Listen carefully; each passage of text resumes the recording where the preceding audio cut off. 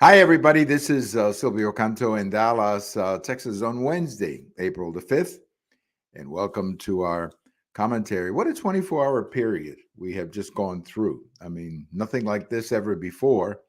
You know, we all like to be part of historic things, but what we just went through, frankly, I wish had never happened. And we're going to get into that in a minute, the indictment, and what I think is a very weak indictment, really against President Trump, a case that I believe strongly, and I'll tell you why, will not get very far in the courts. I do want to begin though with a post that I have over at the American Thinkers today, talking about what's happening in the world. You know, we get obsessed sometimes here with everything having to do with Trump, and I understand it's pretty historic. But as we were obsessed with Trump yesterday, a lot of things are happening around the world that are not good for us. And you know, let's begin with the fact that OPEC is cutting back production. That's going to have an impact on the price of gasoline, probably in the next 60 days, just as we're going into summer. And then you have these trade deals that are being done where they're ditching the dollar. They're not using the dollar anymore. And then, of course, south of the border, a very interesting thing happening. I've got a post about this coming out Thursday morning, where the president of Mexico is actually calling on China. This is an interesting thing. I mean, it's basically asking China for information as to how all that fentanyl gets to Mexico. He wants to know, gee, how is this coming in? Who are you sending this stuff to? You know, who are these, these people producing all this fentanyl that ultimately goes to the United States? I mean, it's a very interesting point, and we'll develop that more on the post that I have coming out Thursday, as well as our conversation regarding Mexico coming up any day right now. The person that we're inviting is in the middle of some things going on right now in Mexico, and she has been busy, I think, with some family issues. So as soon as she is ready to join us, we will be recording a video and a podcast with her as well. But let's talk a little bit about this indictment. Look, I have listened to Professor Turley, Professor Alan Dershowitz. He's a retired professor. Andy McCarthy, who was a prosecutor in that office. In fact, I think Andy McCarthy, if I recall correctly, I could be wrong on this, but if I recall, he was one of the prosecutors during the 9/11 investigations when we were investigating some of these people regarding 9/11. So he's a very sharp guy, very intelligent guy. All of these three, as well as others that we have seen on television, are basically saying this is a very weak indictment. This is not a very strong indictment. This is an indictment that is basically mixing a couple of things, creating almost like this novel idea that this district attorney in Manhattan can somehow get into federal election law, which is a real breach, or not a breach, but a real jump if you just think about it. So this is a very weak indictment. I mean, just on the purely legality of it is a very weak indictment. Now, what we are hoping for, and in fact, listening to the former Attorney General Barr yesterday, this is one of the things that he said. What he's hoping for is that the current judge, I think his last name is Manchun, I think, in New York, that judge basically dismisses the case and says, you know, there's nothing here. I'm dismissing this, and let's put this to an end.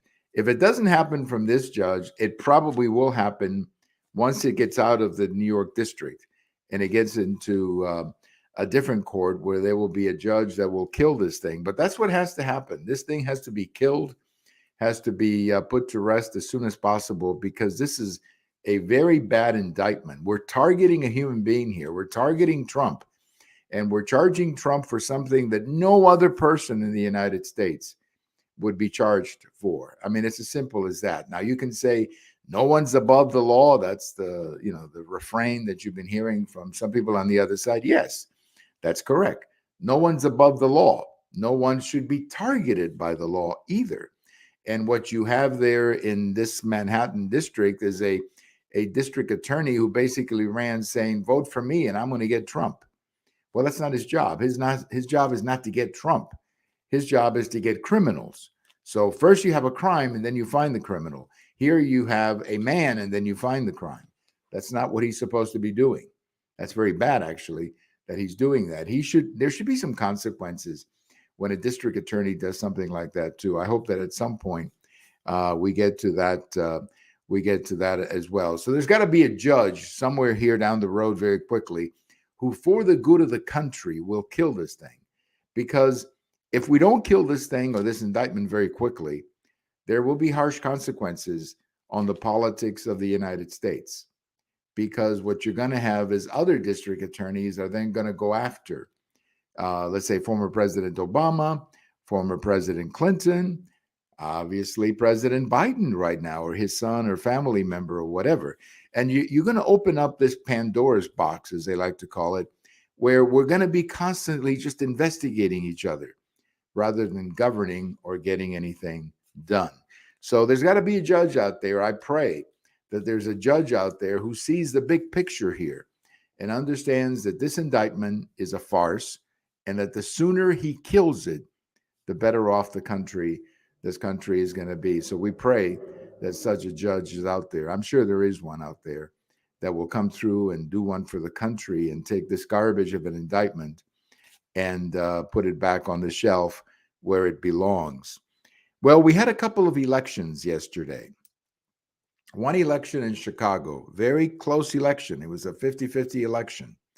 Basically, a Democrat running against another Democrat, a Democrat from the left running against more of a centrist Democrat. The Democrat from the left won the election. Again, very close.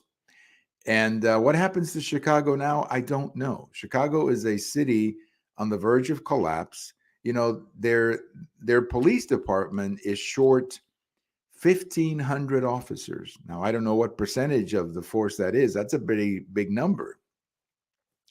They're losing police officers. They cannot recruit police officers. Why would anybody want to be a police officer in Chicago at the moment? I mean, it's not a good place to be a police officer when you're basically when you have a political class that seems to be more interested in chaos than anything else. You have a public school system that is graduating people who cannot read and write.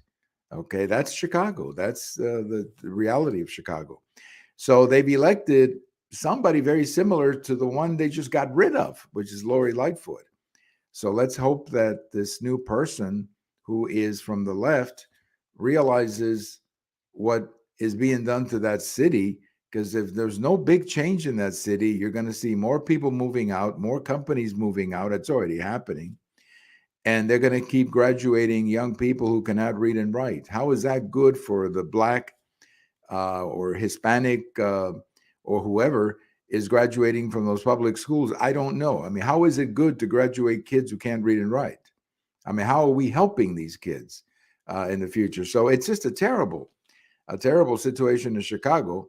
And this new mayor is going to have to get his act together here very soon and do something, because the city is collapsing in front of us, and people are leaving the city like crazy, and businesses are also leaving the city. You may recall a few months ago that the CEO of McDonald's said that they had to close some restaurants because they couldn't get people to work in some of these places because it was so unsafe. I mean, that's pretty incredible. Now, up in Wisconsin, you also had an election for the state Supreme Court, and the Democrat won. And that means that the Democrats now have a 4-3 majority in their Supreme Court, which means that, that could could have some impact on abortion rights and on voting rights and so on. But here's the news, the other side of that story, and that is that the Republicans now have a super majority in the state Senate. So that super Senate majority could very well stop a lot of these things that eventually go to the Supreme Court, because in order to take something to the Supreme Court, you got to go through the legislature, particularly with respect to voting rights or the new abortion law. So, yeah, I wish the Republicans had done better in the Supreme Court election. I have a hard time believing that a state that where the Republicans have a super majority in the Senate where the candidate could only get 45% of the vote. I mean, there's something weird about that, but at least we got the Senate majority, and that should help at least curtail some of the more liberal impulses. So, good and bad news out of Wisconsin. I think bad news out of Chicago, and we'll see where this goes from there. On this day on this day a couple of years ago, my friend Bob Jagger passed away. Bob Jagger was a very popular gentleman in our community. He was a World War II veteran, a D-Day veteran. He wrote a book. I I have had him on some podcast. In fact, there's a D-Day podcast that he joined me on a few years ago when we were celebrating the 70th anniversary of D-Day, and he came on and related a lot of great stories about D-Day. I would recommend that you listen to that sometime. I mean, it was just amazing to hear from somebody who was actually there on D-Day. And Bob had the incredible fortune of living 99 years. So you talk about a good life, a good man, a great family, just a great guy. He lived 99 years, but he passed away a couple of years ago. And as I said, he was a great personality around here. He wrote a book, and he would visit some of the high schools and talk about his World War II experience. Just a great guy to know. Bob Jaggers.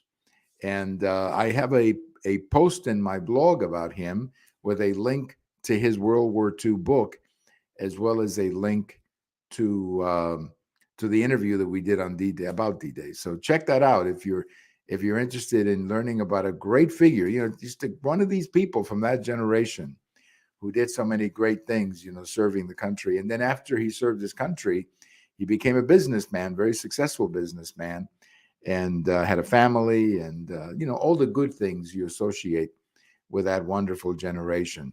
Thank you for listening. This is Silvio Canto in Dallas, and we'll talk to you later. Bye-bye, everybody.